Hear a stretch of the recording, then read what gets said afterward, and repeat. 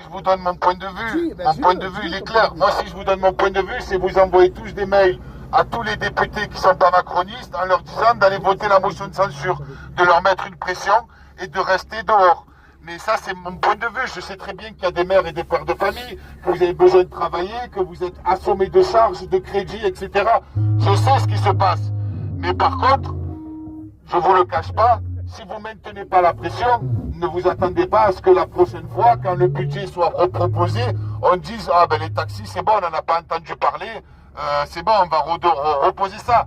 Quand vous voyez les agriculteurs, la pression qu'ils ont mis dans la France entière, eh ben à chaque fois qu'ils posent un budget, ils réfléchissent à deux fois de comment ils vont se comporter avec les agriculteurs. Ça, c'est la base. Donc les taxis, ça doit être pareil. Parce que les taxis, on vous voit avec votre belle voiture, ils croient qu'en fait, vous êtes tous blindés. Mais ils n'ont aucune notion de savoir derrière que vous avez des augmentations sur les assurances, sur les taux de crédit, sur le comptable, sur la facturation, sur l'essence, sur le diesel, etc., etc.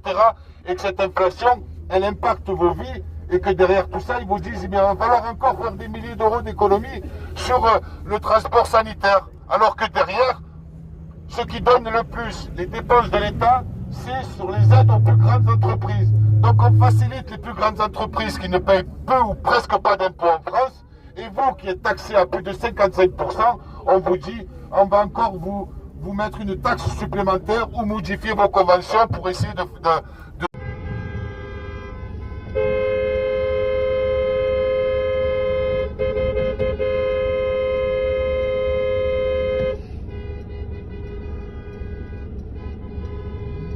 Oui, juste, quand je parle de 330 millions d'euros d'économie, c'est en gros que la convention, elle reste la même, elle reste inchangée pour les taxis.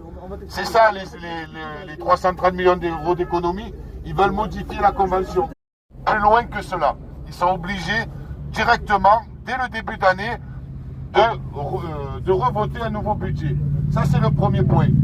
Après qu'on revote un nouveau budget, qu'est-ce qui va se passer? C'est-à-dire il y a vraiment une matière à comprendre qu'aujourd'hui, on est dans une vision de faciliter les ultra-riches et de toujours essayer de ponctionner les Françaises et les Français. Donc, moi, si je suis vous, je maintiens quand même une corporation qui est unie et soudée.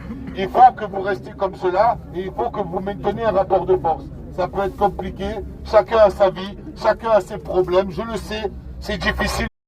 Le préavis va s'arrêter ce soir pour nous. Donc voilà, si vous voulez, il va falloir reposer, repartir en préfecture, tout ça. Il va falloir... quoi. Après, on reste là, on ne maintient pas la pression.